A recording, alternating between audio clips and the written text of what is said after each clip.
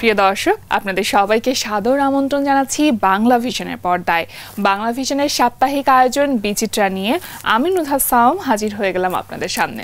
এই অনুষ্ঠানের মাধ্যমে আমরা দেশের ইতিহাস, ঐতিহ্য এবং আমাদের আশেপাশে ঘটে যাওয়া বিভিন্ন সামাজিক, সাংস্কৃতিক ও বিনোদন জগতের সর্বশেষ খবর জানিয়ে থাকি আপনাদের। চলুন দর্শক, আজকের বিচিত্রায় কি কি রয়েছে আপনাদের জন্য তবে জেনে নেওয়া যাক। গিটারের জাদুকর খ্যাত কিংবদন্তি ব্যান্ড তারকা আইয়ুব বাচ্চুর জন্মদিন উপলক্ষে এক বিশেষ অনুষ্ঠানের আয়োজন করে আইয়ুব বাচ্চু ফাউন্ডেশন।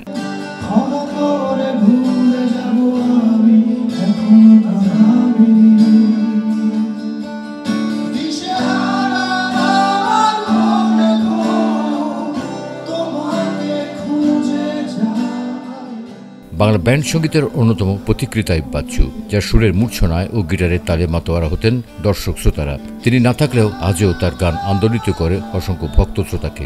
আইয়ুব বাচ্চুর জন্মদিনে তার ভক্ত অনুরাগীরা নানাভাবে স্মরণ করছে তাকে। সেই ধারাবাহিকতা 16 আগস্ট শনিবার সন্ধ্যায় আইয়ুব বাচ্চুর 63তম জন্মবার্ষিকী উপলক্ষে রাজধানীর আগারগাঁওয়ের মুক্তিযুদ্ধ জাদুঘর মিলনায়তনে Ayub Bachchu celebrating life legacy and চলো বদলে যাই শিরোনামে এক অনুষ্ঠানের আয়োজন করা হয়।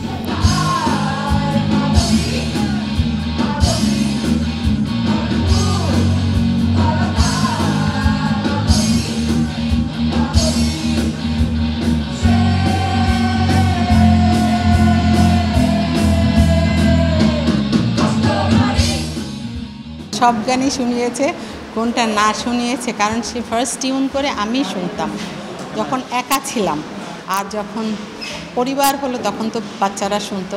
প্রতিটা গান না শুনিয়েছে এমন কোনো গান মানে স্টুডিও পর্যায়ে যায় নাই, সব গানই আমি শুনেছি। বাচ্চুর জন্য আগে যেমন তার গান শুনে অনুপ্রাণিত হতেন, এখন তার জন্য দোয়া করবেন। সে যদি কিছু কাজ করে থাকে ভালোবেসে শ্রোতাদের জন্য, আর সামনে তার আনরিলিজড অনেক সং আছে যেগুলো নিয়ে আমি কাজ করার চেষ্টা করছি।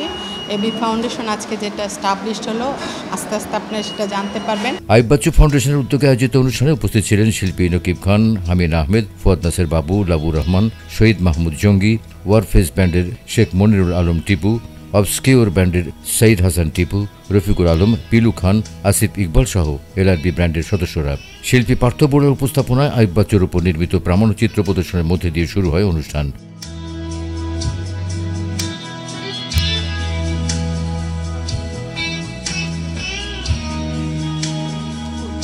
আমি তখন স্টুডেন্ট অফ ক্লাস 6। আমি ওনাকে দাবি করেছিলাম আমাকে একটা গিটার দিতে হবে। উনি আমাকে বললো তোমাকে রেজাল্ট করতে হবে, তোমাকে অনেক ভালো রেজাল্ট করতে হবে। আমার স্কুল ছিল by then Ekram primary school, যেটা বর্তমানে সিটি কলেজ চিটাগংয়ে। তা I did my good result. তারপরে উনি একটা গিটার কিনে দিলেন অ্যান্ড ফাইনালি যা হয়, প্রথম গিটারে কিছু বুঝি না বুঝি টিউন করতে গিয়ে তার ছিঁড়ে ফেলা and try to find out everything at a moment. এরপর একা একা আইয়ুব বাচ্চুকে নিয়ে স্মৃতিকথা ও জন্মদিনের শুভেচ্ছা জানান অতিথিরা। অনুষ্ঠানের মধ্যে জন্মদিনের কেক কাটার পরে তার জনপ্রিয় গান গেয়ে শোনান কয়েকটি ব্যান্ড দল।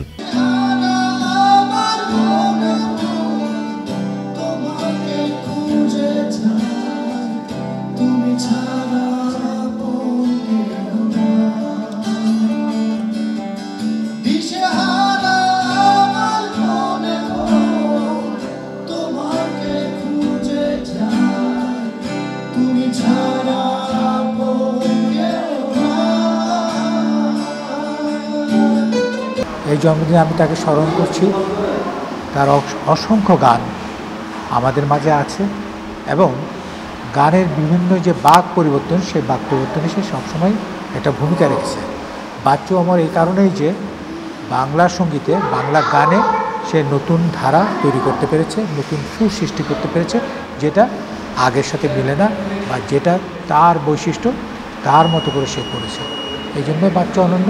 সম্প্রতি শিল্পকলায় মঞ্চস্থ হলো রাজ শাসনের ইতিবৃত্ত নিয়ে নির্মিত আরণ্যক নাট্য দলের সারা জাগানো নাটক রাজনেত্র।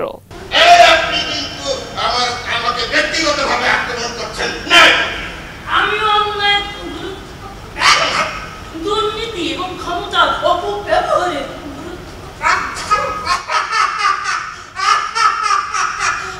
আপনি বলছেন না কথা বলছি।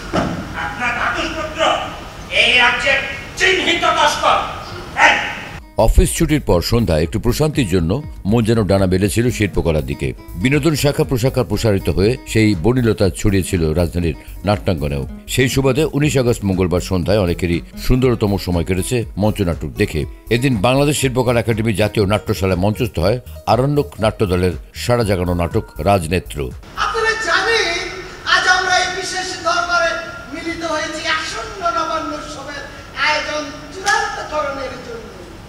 সে আয়োজন কেমন হবে তা নির্ধারণের আগে রাজার রাজত্বে প্রজাদের অবস্থা এবং তাদের অনুভূতি জানা সমীচীন বলে আমি মনে করি।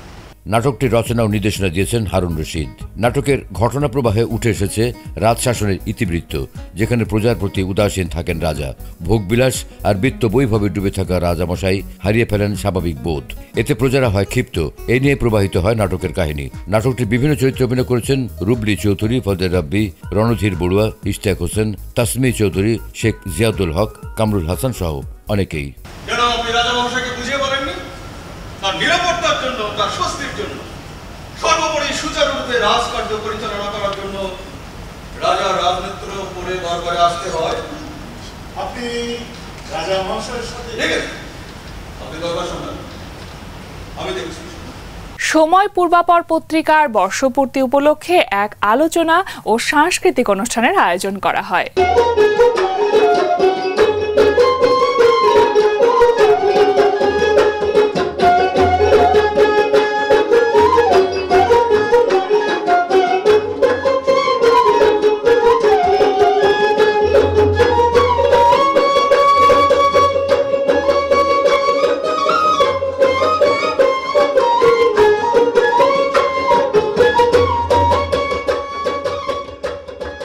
প্রাপ্তি অপ্রাপ্তি দীর্ঘ পথ চলার স্মরণে সময় পূর্বাপর পত্রিকার 7ম বর্ষপূর্তি উপলক্ষে একটি আলোচনা ও সাংস্কৃতিক অনুষ্ঠানের আয়োজন করা হয়।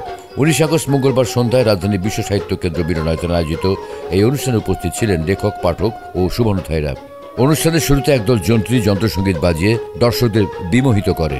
এরপর শুরু হয় অতিথিদের শুভেচ্ছা ও আলোচনা পর্ব। সম্পাদক হাসান মাহমুদের সঞ্চালনায় আলোচনায় অংশ নেয় অতিথিরা।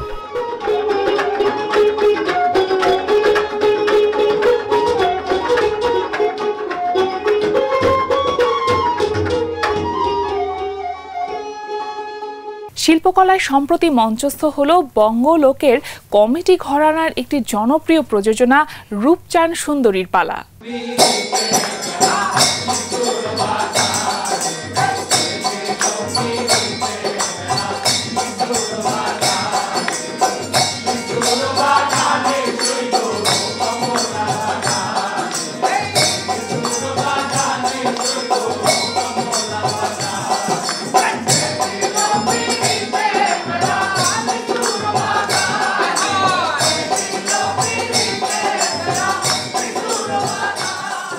বাংলাদেশ শিল্পকলা একাডেমি পরীক্ষণ থিয়েটার হলে 17 আগস্ট রবিবার সন্ধ্যায় মঞ্চস্থ হল পালাকার সাইক সিদ্দিকী নির্দেশিত ও অভিনীত নাটক রূপচান সুন্দরীর পালা। নাটকটি ইতিমধ্যে দর্শকের মধ্যে বেশ জনপ্রিয় হয়ে উঠেছে। পালাটি রচিত হয়েছে বৃহত্তর ময়মনসিংহ ও কিশোরগঞ্জের ভাষায়। ওই এলাকার ঐতিহ্যবাহী পালার আঙ্গিকের সঙ্গে মিল রেখে এই নাটকটি রচনা করা হয়েছে। নাটকে সাইক সিদ্দিকী সহ অন্য অভিনেতার প্রাণবন্ত অভিনয় ও বাচনভঙ্গি হলে দর্শকদের হাস্য রসাত্মকে মাতিয়ে রাখে। জীবনে 16টা বসন্ত কাল করছে, একটা কুকি পক্ষী দেখা মিলছে। এর কিন্তু কোনো ফেসবুক আছে না, শাকিব খান এই 16 বছরের জৈবন নদীতে, কাঞ্চা নদীতে একটা রসের মাঝি রঙের মাঝে প্রেমের বৈঠালে আইছে না। সুন্দরী মন বাড়ির উঠানের মধ্যে গিয়ে আম গাছটার কানি দাঁড়ায়া সখীরালে ডাক দিল, সখী ও বাদ দিবি। রূপচান সুন্দরী পালা নাটকে সুন্দরী রূপচানের সঙ্গে সুজনের প্রেমের করুণ পরিণতি নাটকের মূল উপজীব্য। এতে দেখা যায় গ্রামের 16 বছরের সুন্দরী কন্যা রূপচান, যার প্রণয় হয়েছিল মজলিশপুর গ্রামের ছেলে সুজনের সঙ্গে। প্রণয়ের শেষ পরিণতি হিসেবে তাদের বিয়ে হয়। এরপর বিবাহিত জীবনে নানা জটিলতা ধীরে ধীরে বিস্তার ঘটে পালার কাহিনীতে। নাটকটিতে আরও অভিনয় করেছেন তানভীর, রাজীব, রবিন, জিয়াউল হক, সোহাগ, সত্যব্রত, তন্ময় ঘোষ সহ আরও অনেকেই।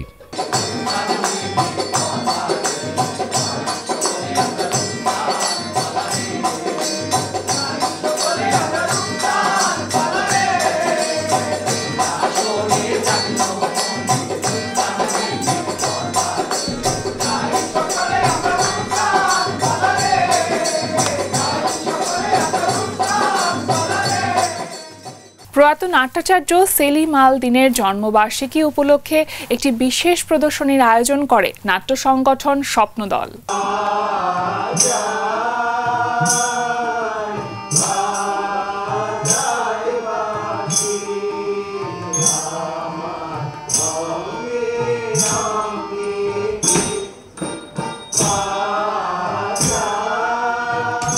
নাট্যাচার্য সেলিম আল দীনের জন্মবার্ষিকী উপলক্ষে বিভিন্ন নাট্য সংগঠন ও সাংস্কৃতিক ব্যক্তিরা সেলিম আল দীন জন্মোৎসব 2025-এর আয়োজন করে। নাট্যাচার্য সেলিম আল দীনের জন্মোৎসব পালনের ধারাবাহিকতা নাট্য সংগঠন স্বপ্নদল আয়োজন করে 2 দিনব্যাপী নাট্যাচার্য সেলিম আল দীন জন্মোৎসব 2025।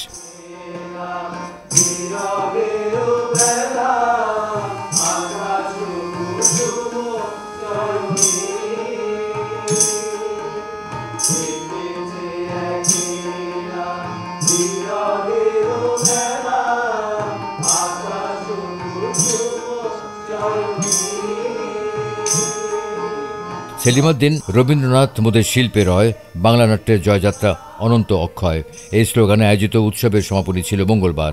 সমাপনী দিনে শিল্পকলার পরীক্ষণ থিয়েটার হলে অনুষ্ঠিত হয় রবীন্দ্রনাথ ঠাকুরের চিত্রাঙ্কন নাটকের বিশেষ প্রদর্শনী। স্বপ্নদলের শিল্পীদের অংশগ্রহণে মঞ্চস্থ হওয়া প্রযোজনাটির নির্দেশনা দিয়েছেন নাট্যাচার্যের ছাত্র নির্দেশক জাহিদ রিপন। সেলিম আল দীন আমাদের কাছে অত্যন্ত জরুরি এই জায়গা থেকে যে আসলে আমরা দীর্ঘদিন উপনিবেশের অধীনে ছিলাম। এরপরে আমরা যখন আমাদের নিজস্ব সংস্কৃতি, বাংলা সংস্কৃতি সম্পর্কে জানতে চেষ্টা করেছি, বুঝতে চেষ্টা করেছি, তখনই আসলে আমাদের সামনে এসে রবীন্দ্রনাথ এবং সেলিম আল দীন দাঁড়িয়েছেন।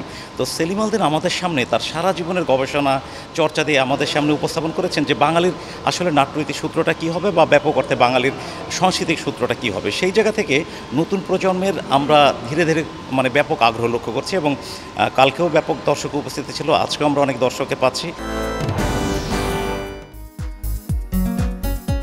রাজধানীর ভোজন রসিকদের কথা মাথায় রেখে 5 তারকা হোটেল সারিনাতে নতুন করে ডেকোরেটর করে চালু করা হলো রিসোর্ট ও রেস্তোরাঁ। এই উপলক্ষে 18 আগস্ট সোমবার সন্ধ্যায় নতুন শেফ নিয়ে এক অনুষ্ঠানের আয়োজন করা হয়। এতে শেফের পাশাপাশি হোটেলের ঊর্ধ্বতন কর্মকর্তারা রিসোর্ট ও রেস্তোরাঁ উদ্দেশ্য ও ভবিষ্যৎ পরিকল্পনা নিয়ে আলোচনা করেন। এ সময় হোটেলের বিভিন্ন সেক্টরের সদস্যরা উপস্থিত ছিলেন। আজকে আমাদের এই আয়োজনটা হচ্ছে আমাদের রিসোর্টো যে রেস্টুরেন্টটা সেটা রিলঞ্চিং করছি আমরা।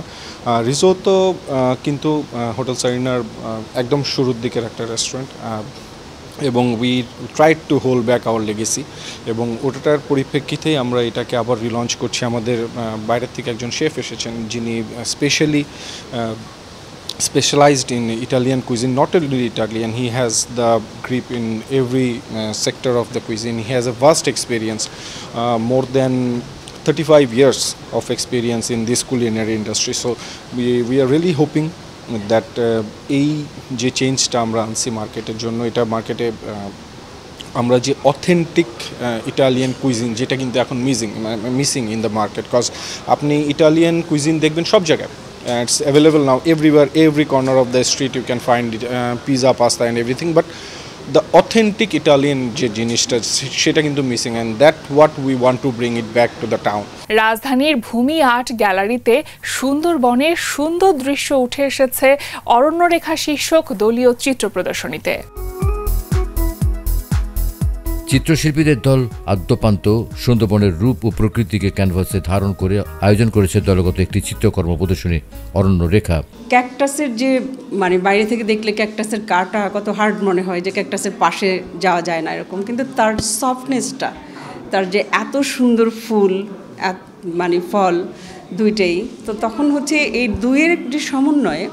আর একদিকে হচ্ছে টাইগারকে আমরা খুব হিংস্র একটা প্রাণী হিসাবে জানি, কিন্তু টাইগার যখন তার বাচ্চাকে আদর করে, বাঘ যখন মা বাঘ বাবা তার সন্তানকে যখন আদর করে না, সেটা আসলে অপূর্ব। হ্যাঁ, এই যে তার ভালোবাসার প্রকাশটা, তারপর ওর স্কিন দেখবেন যে কতটা সফট। হ্যাঁ, তো সেই জায়গা থেকে তার হিংস্রতার যে একটা ক্যারেক্টারের ভিতরে আমরা দুইটা রূপকে দেখতে পাচ্ছি। তো সেই দিক থেকে আমার মনে হলো যে ক্যাকটাসের সাথে আমি এমনিভাবেই আমার ভাবনাটা একটু প্রকাশ করতে চেয়েছি। প্রদর্শনীর উদ্বোধনী অনুষ্ঠানে প্রধান অতিথি ছিলেন চিত্রশিল্পী অধ্যাপক মোহাম্মদ ইউনুস। পাখি বিশেষজ্ঞ এনাম আল হকের সভাপতিত্বে অনুষ্ঠানে বিশেষ অতিথি ছিলেন অধ্যাপক মোহাম্মদ আনোয়ারুল ইসলাম।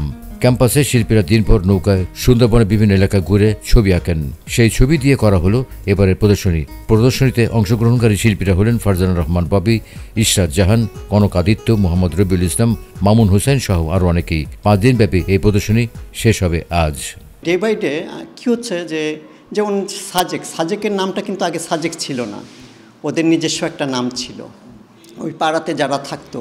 তো আমরা যারা বাইরের কেউ যায় যে ওটার একটা নাম দেয়, তখন কি হয় যে ওই জায়গাটার অনেক কিছু নষ্ট হয়ে যায়।